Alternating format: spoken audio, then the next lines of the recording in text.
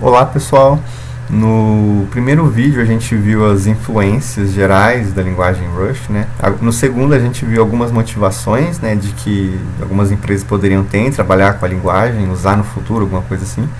Nesse terceiro vídeo aqui, a intenção é ver aqui as principais características, uma coisa meio genérica, mas a gente veria esses tópicos todos aqui. Isso aqui ainda não está feito e a gente vai focar só nos tipos de dados, né, na linguagem Rush. Então vamos lá. A gente tem aqui os tipos em Rush e alguns tipos em C. A ideia aqui é poder comparar aqui. Char aqui é comparável com i8, short com i16 e assim por diante. Aqui unsigned char é comparável com esse u8 aqui. Unsigned short seria comparável com esse u16 e assim por diante. E assim por diante. Aqui você pode ver que o Rush ele é muito atrelado ao... Assim, essa comparação só vai poder fazer ela quando aqui você está considerando a arquitetura x86-64, por exemplo, em C aqui. Aí você pode fazer essa comparação. Então o Rush é bem atrelado, digamos, à noção geral dessa arquitetura. Como se fosse essa arquitetura em C aqui. O C ele suporta arquiteturas em que, por exemplo, esse aqui o char aqui não necessariamente ele vai ser 8 bits, ele poderia ser uma quantidade diferente de bits, poderia ser uma coisa meio diferente, por exemplo, 7 bits, alguma coisa assim. E no caso aqui o Rush ele não suporta essas arquiteturas. Então a nomenclatura em C ela é mais genérica, não necessariamente está atrelada a 8 bits. Já a Rush, como ele só suporta esse tipo de arquitetura que consegue lidar com essa noção de você tem um byte aqui e ele com certeza é 8 bits, né? Então fica mais simples a nomenclatura aqui em Rush aqui, né? Mais simples de se trabalhar, né? De se ver de cara aqui, né? Quantos bits tem. Ou seja, ele lida com arquiteturas modernas mesmo.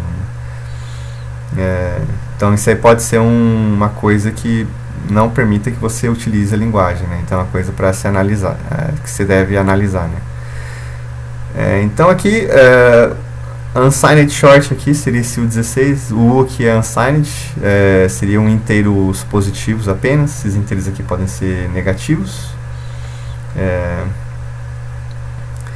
Esse usize aqui, ele é usado para você usar quando você tem aqui uma noção de endereçamento na memória, né? Então aqui toda vez que você for acessar um índice, por exemplo, de um vetor, alguma coisa assim, você tem que usar esse usize aqui, você sempre vai ter a garantia de que ele é positivo, não é menor do que 0. E esse usize aqui, ele varia de arquitetura para arquitetura. Então nesse sentido aqui, o Rush é generalizado em algumas arquiteturas que tem um limite de endereçamento aí diferente. Esse eSize, se eu não me engano, eu não sei, acho que ele foi usado mais para compatibilidade com algumas APIs, alguma coisa assim, mas no geral você vai fazer uso desse usize. Se não me engano, aqui é usado para também fazer aritmética de ponteiro, talvez, eu não tenho certeza não, mas depois eu vou colocar alguma referência. Aqui a gente aí no C, né, tem o size_t aqui, né, no mesmo sentido do usize. A gente pode comparar aqui também o float em C com esse F32 e o double seria o F64. Bool normal. Aqui esse ponteiro para char aqui em C. Em Rush a gente não usa muito, por exemplo, a gente pode usar um ponteiro para byte, por exemplo, mas no geral a gente usa uma referência para str para a gente manipular aí, informações, né, de arrays aí, né, que a gente depois representaria como string. E o standard string aqui em C ele seria comparável aqui com standard string aqui em Rush aqui. A informação dessa string aqui, né, ela sempre vai estar numa heap aqui, né. Aqui não necessariamente.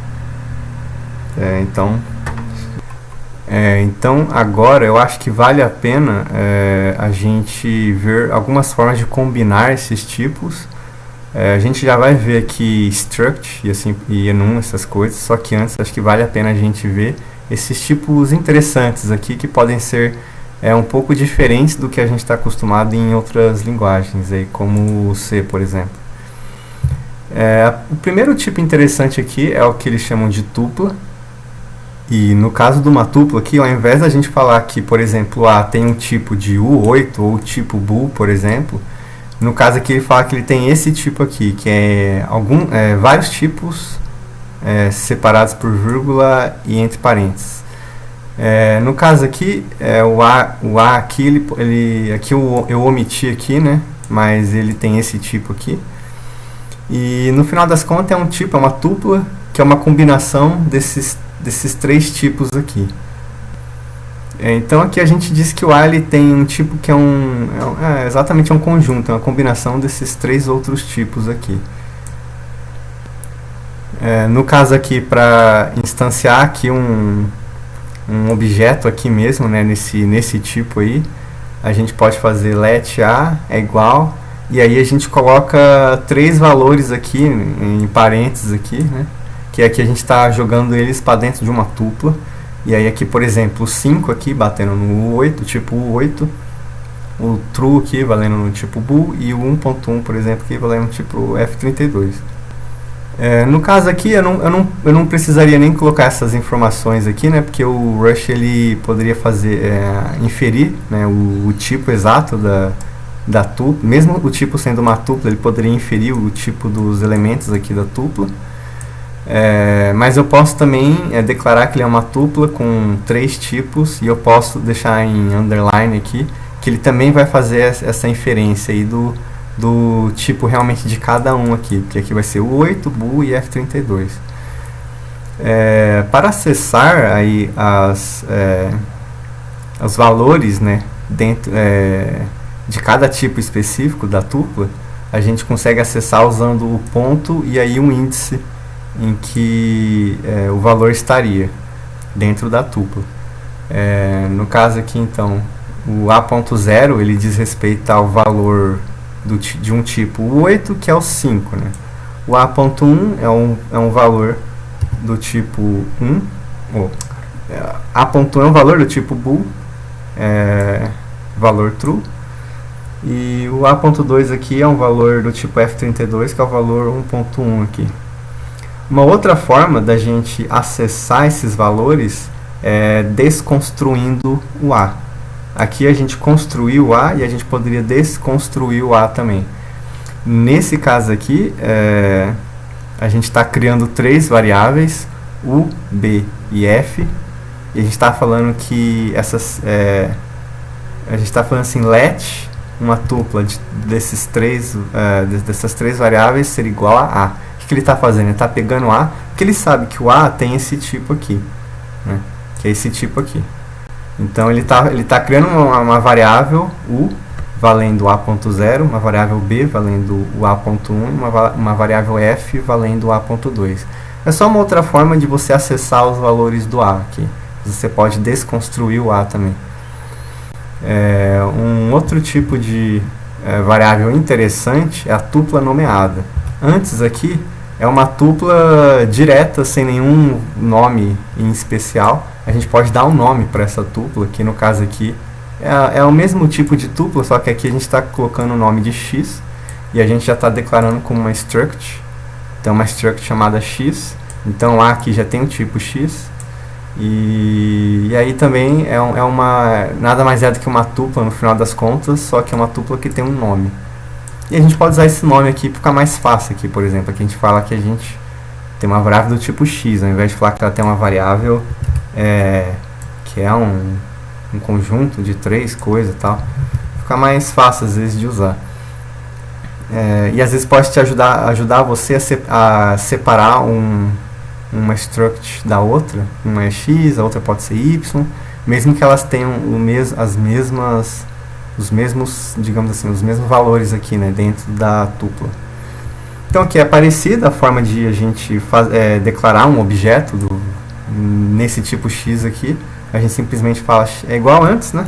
Aqui a gente falava que é igual a 5 true 1.1, a gente faz a mesma coisa, só que a gente especifica que é assim que a gente instancia aqui um objeto aqui dessa estrutura X. A gente usa o próprio X e aí a gente passa também isso aqui. Para acessar é a mesma coisa, a ponto 0, a ponto 1, a ponto 2 a gente já viu. E para desconstruir também é a mesma coisa, só que a gente passa o X aqui na frente também. Então aqui a gente está criando a variável U, B e F, igual antes aqui. E aqui a gente poderia usar o U e o B e o F como variáveis normais mesmo.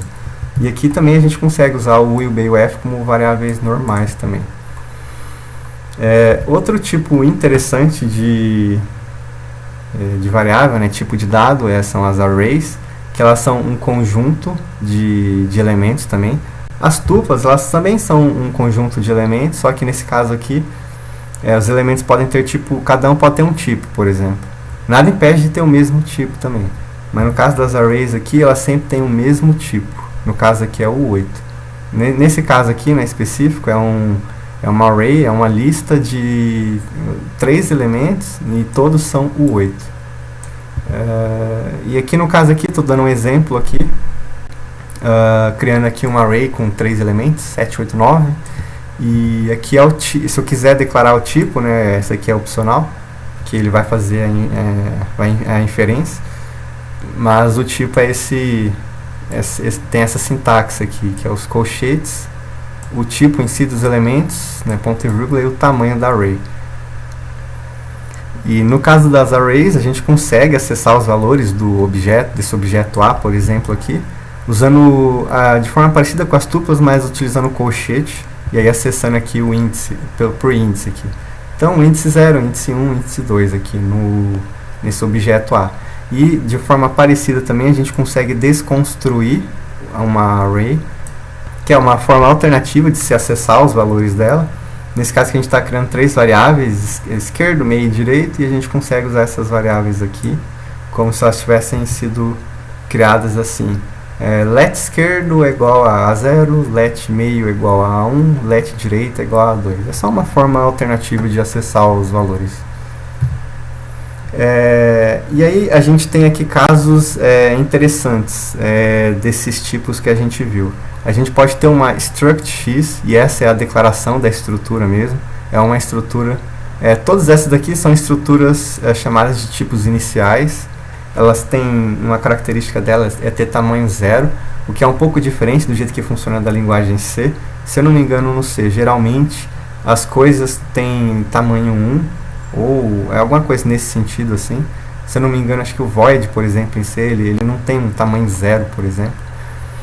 Mas no caso aqui eles têm tamanho 0 aqui em memória, né? Então são coisas que são otimizadas e assim, no final das contas não acabam ocupando memória no programa final. E aqui então a gente tem uma estrutura X, e para declarar um objeto dessa estrutura a gente usa o próprio X e não passa mais nada, e ele só tem um valor possível, é o próprio X. Então A é do tipo X e ele sempre vai ser X. Então é um tipo inicial aqui, a gente diz que assim, não tem muito ponto de correr, é sempre isso. A gente pode ter aqui uma tupla unitária, que é esse caso aqui. A tupla unitária é um tipo em si, e aqui então uma variável, um objeto aqui, ela pode ter esse tipo, e esse tipo, para declarar aqui um valor desse tipo, é exatamente a mesma sintaxe do próprio tipo. Então aqui é um A do tipo tupla unitária, vai estar valendo tupla unitária também. Então é o valor que é o mesmo que o tipo, assim, como se fosse também, a própria definição do tipo.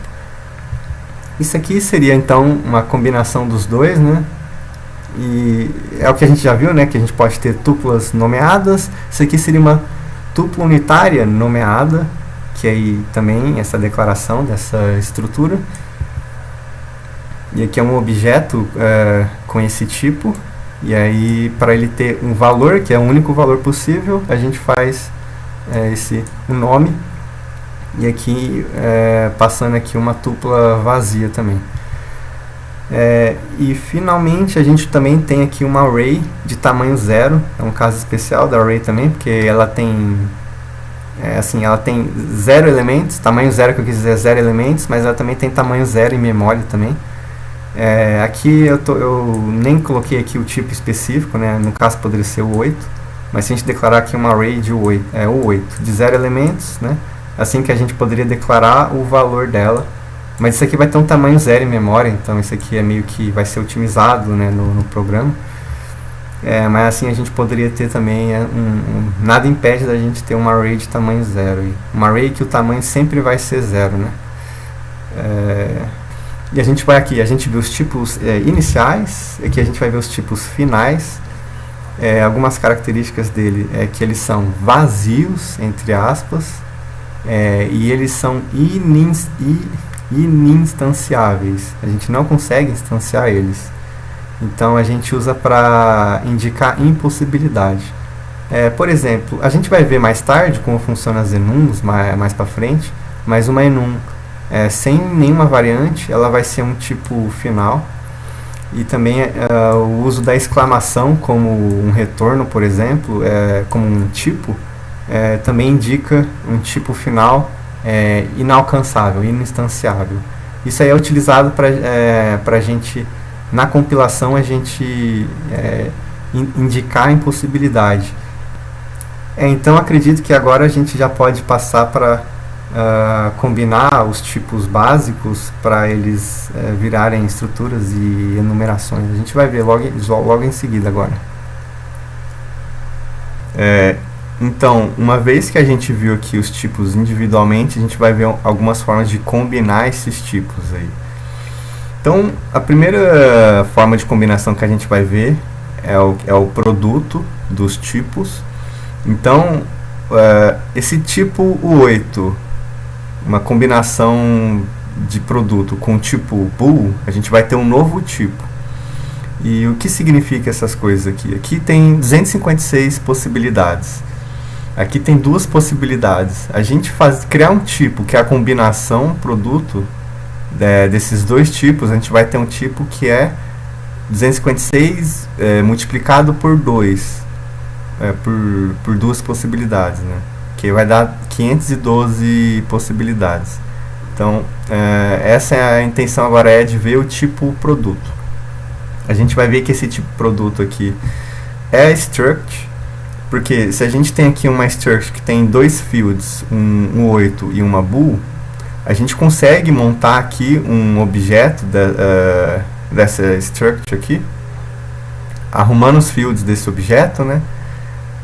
512 formas diferentes, né, de se combinar, combinar a informação dos fields desse objeto. A gente pode deixar, por exemplo, isso aqui falso e variar aqui de 0 a 255, e aqui true e aí variar de 0 a 255. Ou seja, a gente consegue combinar os fields desse objeto aqui 512 vezes.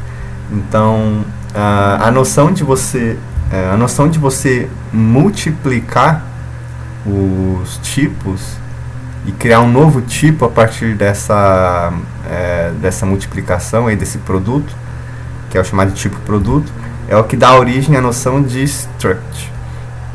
Então, aqui comparando aqui struct em Rust com struct em C, você vai poder ver aqui que em Rust aqui você tem o nome, 2 pontos, e o tipo, né? Aí aqui em C, poderia estar usando type def, struct, não sei o que, mas eu deixei assim para ficar mais simples de comparar aqui. Aí aqui você coloca o tipo antes e depois o nome, né, do field. Então aqui a gente só vai ver mais exato aqui, né? Esse tipo aqui tem duas possibilidades, esse tipo aqui tem 256 possibilidades. E aqui a gente está multiplicando, por ser uma struct aqui, a gente está multiplicando as possibilidades, e aí aqui a gente tem 512 possibilidades. Lembrando no sentido lógico, né? Não necessariamente no sentido assim, que a máquina poderia enxergar isso. Vendo o tipo produto, agora a gente vai partir para o tipo coproduto, que aqui é o próximo slide, que é o tipo coproduto. Isso aqui para você é uma motivação para você compreender o que seria o tipo coproduto. Ele tem uma relação meio que o contrário do produto, assim, mas a gente vai ver aqui. Ah, aqui é tudo em C. Aqui eu deixei aqui esse aqui é uma definição de uma classe. Ele vai ter dois fields. E aqui eu já fechei aqui a definição. Só que aqui eu deixei para fora essa parte aqui, que seriam dois métodos, dois construtores dessa classe. Eu deixei fora aqui para a gente poder ver em duas colunas aqui, senão nem ia caber tudo numa coluna só. Mas já adiantando, o Rush é mais ou menos assim também, viu? O Rush você define aqui só os dados aqui e você implementa as funções, os métodos fora, em outro bloco, não é no mesmo bloco da definição dos dados. Então, isso aqui já está mais no jeito meio que rustificado, assim, digamos. Mas vamos lá. Nesse exemplo aqui, digamos que a gente está construindo um programa e para esse programa nosso, essa forma de construir objetos de A faz sentido, entendeu? Digamos que é um acaso desse programa que a gente está fazendo. Nesse caso aqui, nesse primeiro construtor aqui, veja aqui que o A ele tem dois fields, inteiro e bool. Aqui a gente está construindo um A somente através de um inteiro. A gente está entregando um inteiro para esse construtor e ele está simplesmente copiando, né, o que a gente passou de inteiro para o field A, que é um inteiro, né? E para o field bool aqui B, ele simplesmente seta para true. Digamos que para esse programa nosso que a gente está usando isso aqui, faz sentido fazer desse jeito aqui, entendeu? E tem um outro construtor aqui em que a gente passa somente o bool, e aí ele simplesmente copia o valor do bool no field B. E ele copia simplesmente um valor fixo aqui, 3, para o field A aqui, como field inicial aqui. De novo, digamos que faça sentido nesse programa aqui. Isso é uma motivação do coproduto. Que a gente quer, que a gente quer fazer com o coproduto? A gente quer, a gente quer fazer praticamente a mesma coisa que isso aqui. Só que ao invés da gente ter dois construtores diferentes, a gente quer ter um construtor só. Então seria aqui. O que a gente deveria fazer aqui? Se a gente quisesse ter o mesmo efeito que esse outra coisa aqui, só que a gente ter um construtor só. Então isso é a motivação do coproduto. Então entendida essa motivação, né, do tipo coproduto, a gente vai ver ele um pouquinho mais devagar aqui agora. Primeiro a gente vai ver que ele é chamado de tipo soma. Então a gente tinha o tipo produto, agora a gente vai ter o tipo coproduto, que é chamado também de tipo soma. No tipo produto, a gente tinha dois tipos também, e a gente multiplicava as possibilidades aqui deles. No tipo soma, a gente vai somar as possibilidades deles aqui. Então, de 256... o 8 tem 256 possibilidades, que deveria ser bool, na verdade. Bool tem duas possibilidades. E aí o tipo soma, ele faria a soma dessas possibilidades. Então daria 258 possibilidades. A gente vai ver esse tipo mais devagar aqui. A gente vai voltar naquele negócio que a gente viu antes. A gente vai voltar aqui, né? Mas antes, para ver o tipo soma, a gente vai ver ele mais devagar, assim. A gente vai ver então não com um exemplo de 256 mais 2 para dar 258, mas a gente vai ver um exemplo de 1 mais 1 para dar 2. A gente vai ver um exemplo de você ter uma possibilidade, somar com outra possibilidade, e você ter um tipo que tenha duas possibilidades. E esse tipo que a gente vai ver é o bool. O bool, ele é praticamente um tipo soma. Como que depois a gente verifica, como que a gente usa, né, a bool? A gente verifica o valor dela, se for true, por exemplo, a gente faz alguma coisa, e a gente vai ver uma forma diferente de fazer essa verificação.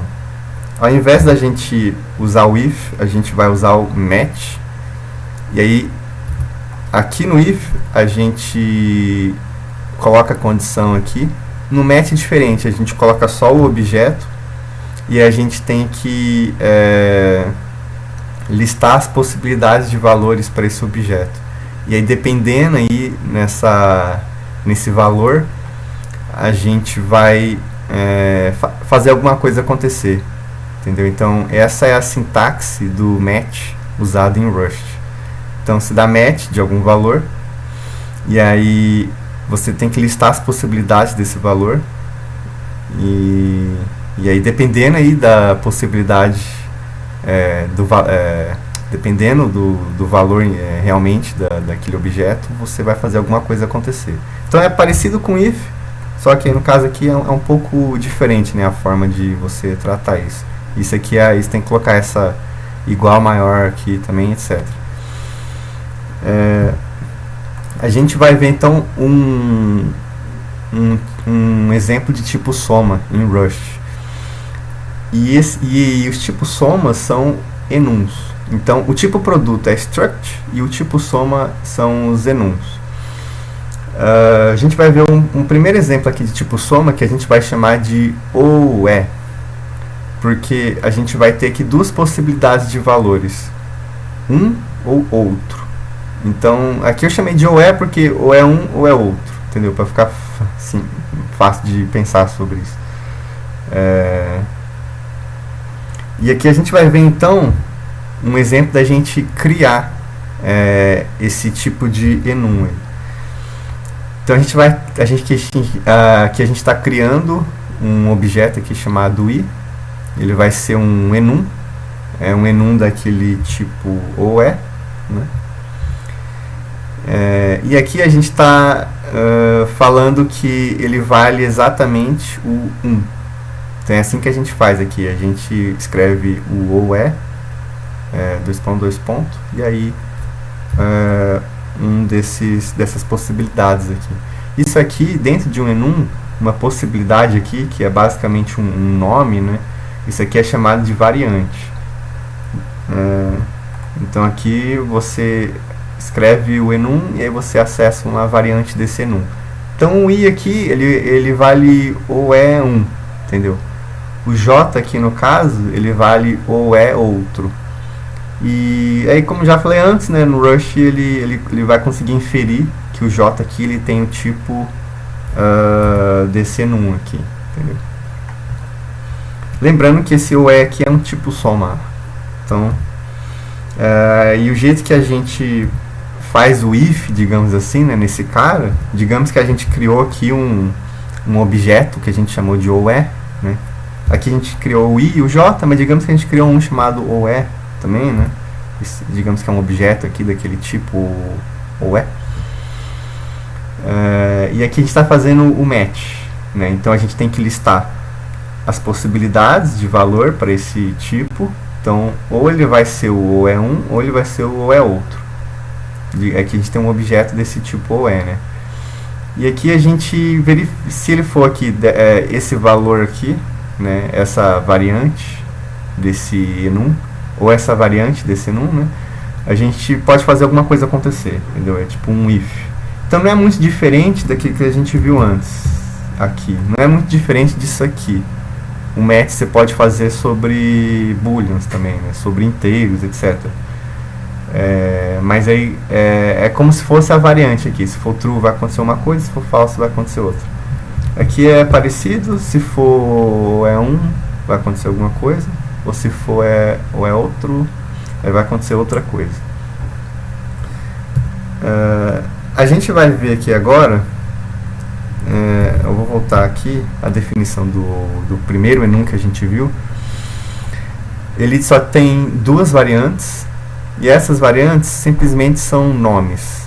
A gente vai ver que assim, ele pode ter mais variantes, e você pode ter coisas além de um nome em uma variante.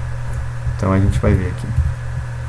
A gente está criando esse enum aqui grande, que é só para a gente explorar o que a gente pode fazer com o enum, né? Então ele vai ter 4 variantes: primeira, segunda, terceira, quarta. A primeira aqui é parecida com aquelas que a gente já viu, que é simplesmente um nome.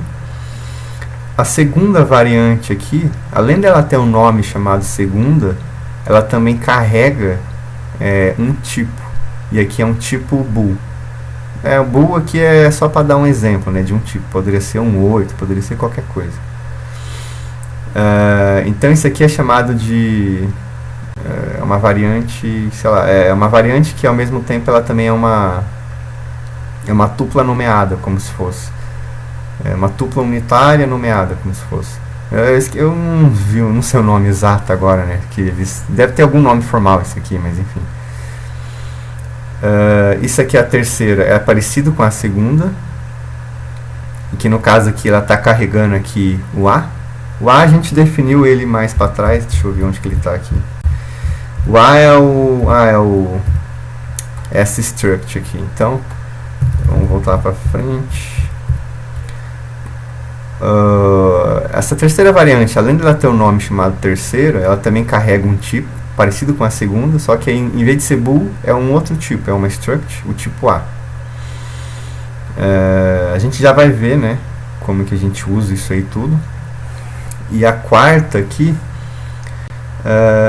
além dela ter um nome chamado quarta, ela é como se fosse uma definição de uma struct.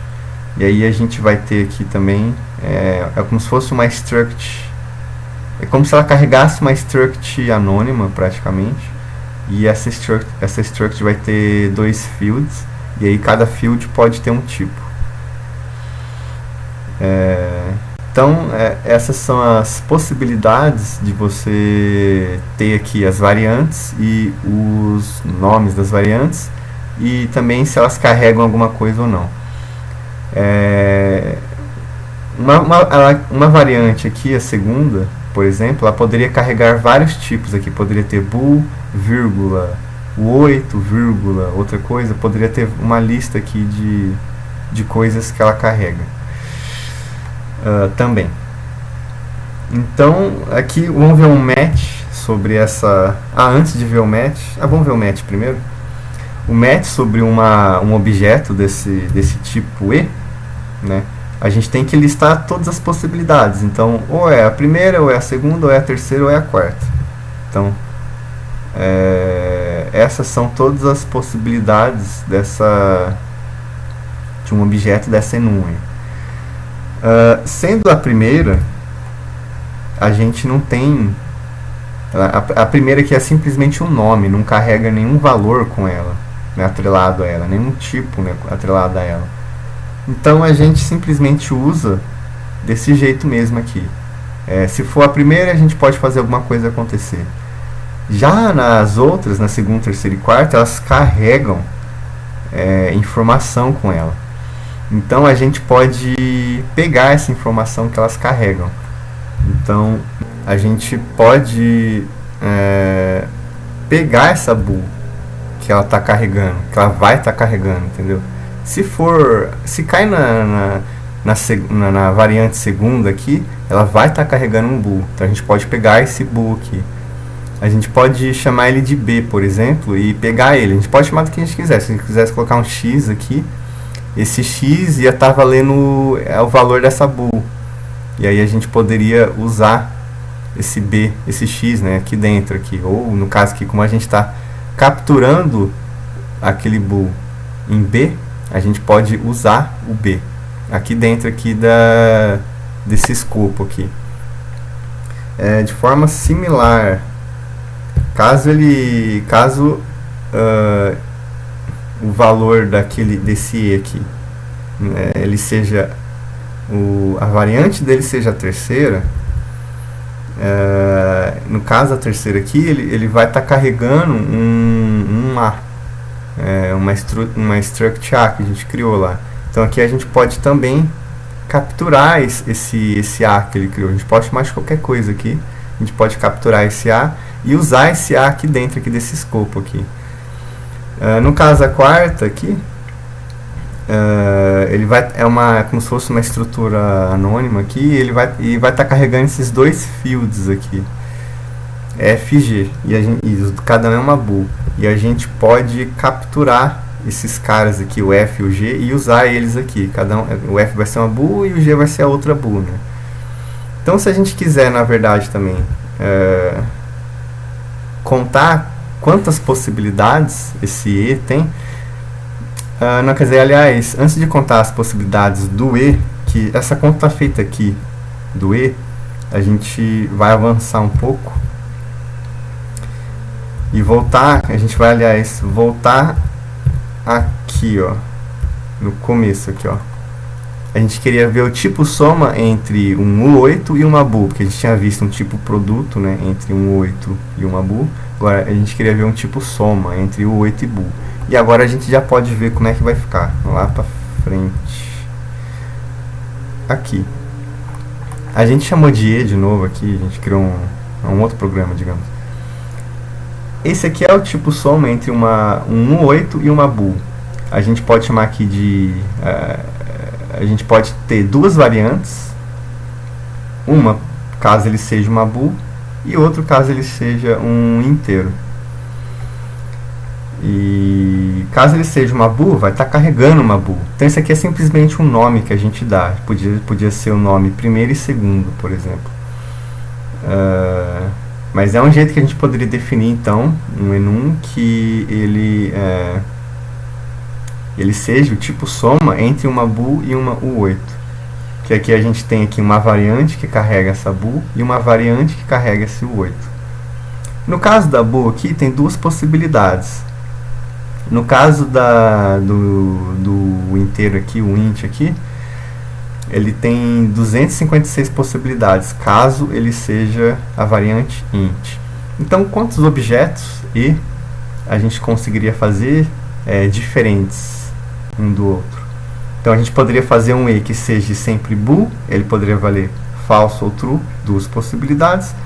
Ou ele poderia ser um e que seja sempre int, a variante int aqui, e ele poderia variar aqui dentro aqui, de 0 a 256 formas diferentes. Ou seja, no final das contas, um objeto a gente poderia fazer ele valer 258 possibilidades diferentes. É por isso que ele é chamado de tipo soma.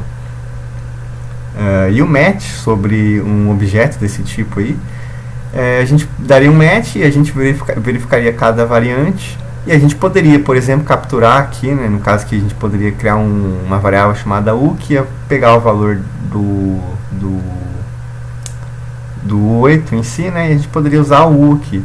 Ou, caso ele seja a variante bool aqui, a gente poderia então, por exemplo, criar esse b aqui para capturar o valor dessa bool aqui e usar aqui dentro. Então, como exercício, a gente pode ver quantas possibilidades tem aquela outra estrutura aí, a primeira.